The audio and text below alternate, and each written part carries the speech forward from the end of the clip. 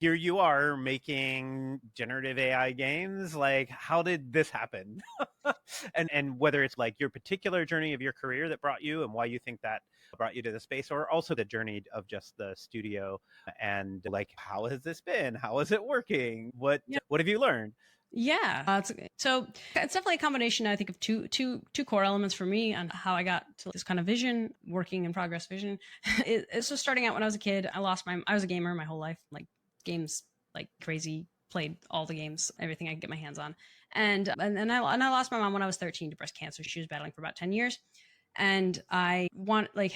In the real world, it was like I don't know what to do. There's really no control. I don't have any kind of anchors here, but in the game world, I had control. I had a beacon. There was Mm. purpose. There was agency and ownership and all these things. Because I played The Sims and I played Roller Coaster Tycoon and I played Ultimate Bass Fishing 2. I played all kinds of weird shit. And then N64 and PlayStation 1, Final Fantasy Tactics. I won't go down the entire list of everything I played, but it was quite a lot of things. But I was just like, it definitely planted that seed.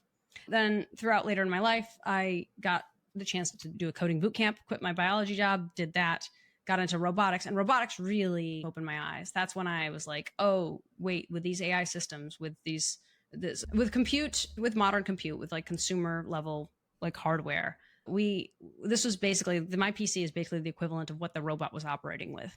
That robot also didn't have Wi-Fi because it's working in 650,000 square foot facilities. As you mentioned, I'm in the third party logistics space.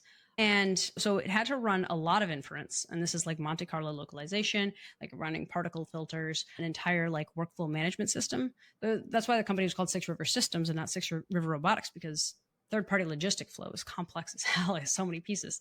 And so we also built out what happened to be behavior trees for how to handle these sorts of situations. So same as robotics, or a lot of robotics tools that use this. I think Bungie was the first on that.